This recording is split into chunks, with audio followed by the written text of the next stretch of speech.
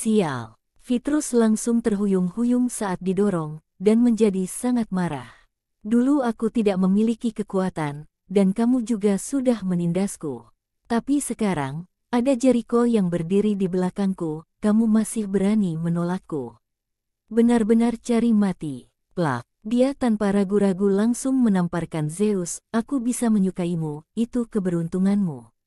Beraninya kamu menolakku, benar-benar cari mati.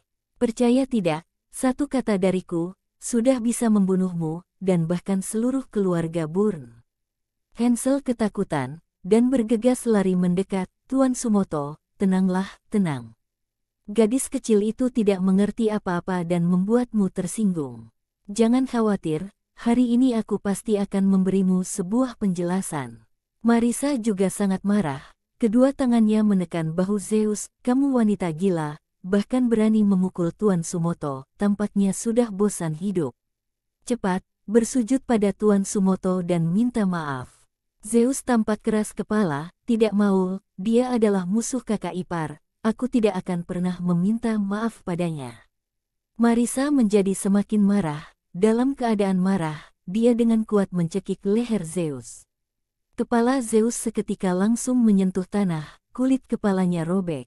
Zeus menangis kesakitan. Dia mengertakkan gigi dan berkata, kakak iparku akan menghajar kalian, kalian tunggu saja, kakak iparku akan membantuku melampiaskan amarah. Kakak ipar, Petrus mencibir, kamu sedang membicarakan pria rendahan, Reka, kan?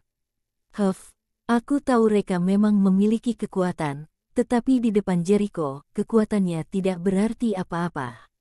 Kamu jangan lupa, ada jenderal perang Gog yang berdiri di belakang Jericho. Zeus berkata, orang biasa tidak akan tahu tentang ambisi pahlawan. Kalian sama sekali tidak mengenal kakak iparku. Kakak iparku memiliki kekuatan mendominasi dunia, kalian, di mata kakak iparku, hanyalah sekelompok serangga busuk, sama sekali tidak masuk dalam pandangan matanya. Gadis sialan, aku benar-benar marah. Tinju Marisa menghantam punggung Zeus dengan keras, masih tidak mau patuh, masih tidak mau patuh. Saat Marisa masih muda, dia adalah sabuk hitam di taekwondo wanita, Zeus batuk darah setelah terkena 2 pukulan. Zeus sangat tidak berdaya, air mata mengalir di wajahnya, kakak ipar, di mana kamu? Cepat datang selamatkan aku, wu. Petrus berkata, sudah, jangan pukul lagi. Malam ini, aku akan menyembah langit dan bumi, masuk ke kamar pengantin bersamanya. Tidak baik jika dipukul hingga babak belur. Zeus meludahkan darah ke Petrus, meskipun aku mati, aku juga tidak akan pernah menikah denganmu. Jika kamu memiliki kemampuan, bunuh saja aku sekarang.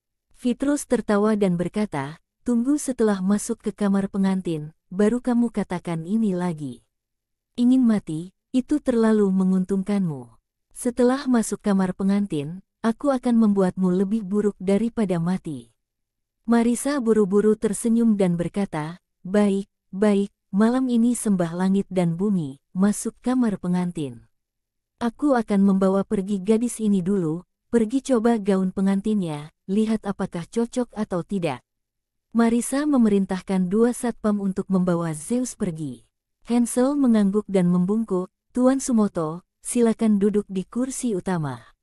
Kita bahas sebentar proses pernikahan. Petrus mengangguk, dengan wajah bangga duduk di tempat pertama.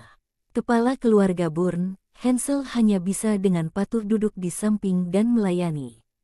Petrus menafsirkan kata-kata, penjahat mendapatkan kekuasaan, dengan jelas dan tajam. Reka sedang bergegas pergi ke rumah keluarga Mashita di distrik Gangnam. Keluarga Burn malah memanggil Zeus kembali ke keluarga di saat sensitif seperti ini, membuat Reka merasa sangat tidak tenang. Ditambah lagi barusan dia menelepon Zeus, ponsel pihak lawan selalu tidak aktif, ini semakin membuat Reka merasa lebih buruk. Dia hampir tidak pernah melepaskan throttle sepanjang waktu. Saat tiba di simpang 4, sebuah mobil van bergegas ke sisi jalan, menghalangi jalannya.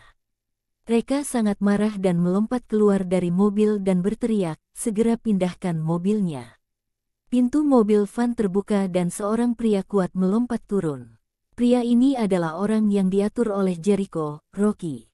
Dia mengeluarkan sebuah foto, lalu membandingkannya dengan Reka beberapa kali, kemudian mencibir berulang kali, Tomota Group, Reka.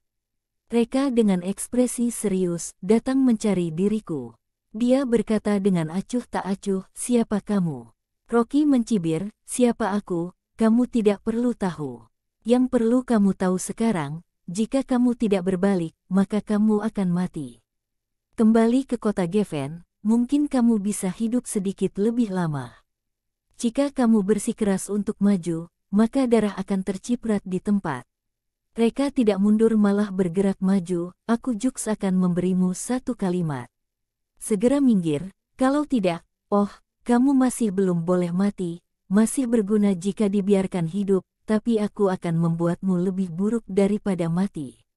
Benar-benar tidak tahu diri. Rocky membakar foto itu, mengeluarkan ikat pinggangnya dan mengguncangnya dengan kuat, ikat pinggang itu langsung berubah menjadi pedang. Tangannya memegang pedang panjang dan langsung menyerang ke arah Reka. Reka tidak panik, menggerakkan lengan kanannya dengan santai. 4 jarum perak ditembakkan. Kecepatannya begitu cepat, Rocky bahkan belum bereaksi, dan jarum perak sudah dengan akurat menembus keempat jarinya yang memegang pedang. Rocky menjerit kesakitan, dan tanpa sadar melepaskan pedang panjangnya. Reka mengambil kesempatan untuk bergegas dan menendang perut lawan. Rocky yang malang dan belum sempat menyerang, sudah ditendang terbang keluar dan menabrak truk dengan keras. Pelat besi mobil truk yang keras langsung penyok karena tabrakan itu, dan Rocky tersangkut di dalamnya. Pada saat ini, Rocky tiba-tiba tidak bisa merasakan tubuhnya sendiri. Sial, tulang punggungnya pasti ditendang hingga patah. Dia menatap Reka dengan ekspresi ngeri di wajahnya. Pimpinan. Kekuatan yang baru saja dia tampilkan jelas merupakan level pimpinan. Sial, kenapa Jericho mengatur dia menangani lawan yang begitu menakutkan? Dua orang ini sama sekali bukan kelas berat, oke. Baru pada saat itulah Rocky menyadari Reka sengaja melonggarkan kekuatannya saat memukul Karim dan Lutfi secara brutal. Kalau tidak, jika satu tendangan Reka ini menendang tubuh Karim dan Lutfi, keduanya pasti akan terbunuh di tempat. Reka melompat ke atas truk kargo dan mengemudikan mobil ke samping. Kemudian meraih kaki Rocky dan menariknya dengan kuat, dengan paksa menariknya keluar dari pelat besi. Rocky jatuh ke tanah, berusaha ingin menggerakkan tubuhnya, namun, tubuh tidak merespon sama sekali. Dia benar-benar putus asa, tulang punggungnya benar-benar patah, dan dia akan menjadi manusia lumpuh di masa depan. Reka menatap tato kalajengking di wajahnya dan mengerutkan kening dari pasukan Scorpion Warrior dari perbatasan utara. Kamu diutus kemari oleh Jericho, kan? Hehe. Jericho berani berkolusi dengan organisasi tentara bayaran ilegal, membuat kekacauan di Kleretiku, hukuman mati.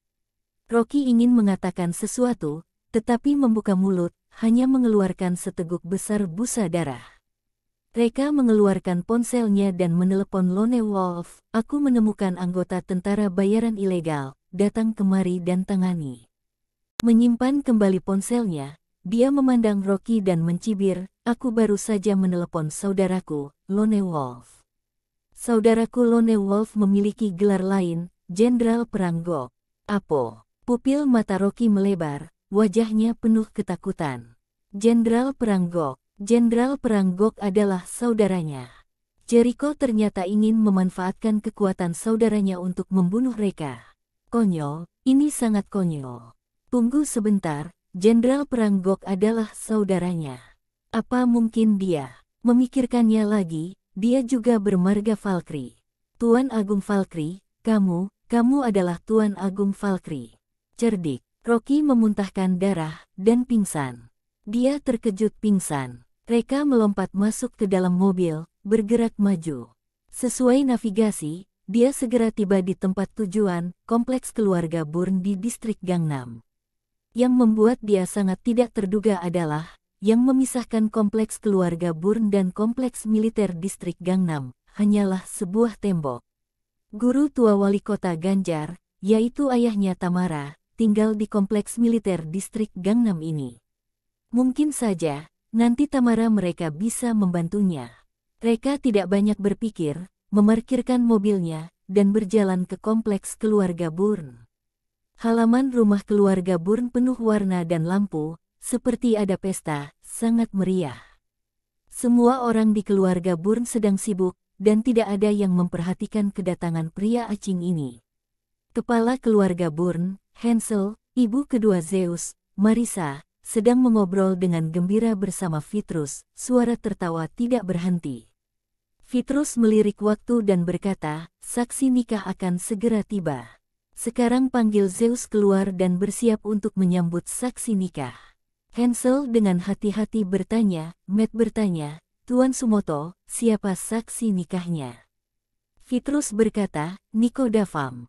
Apa? Hansel dan Marissa sangat terkejut, orang yang kamu sebut ini, jangan bilang adalah pimpinan Departemen Militer, Niko Davam, Tuan Davam.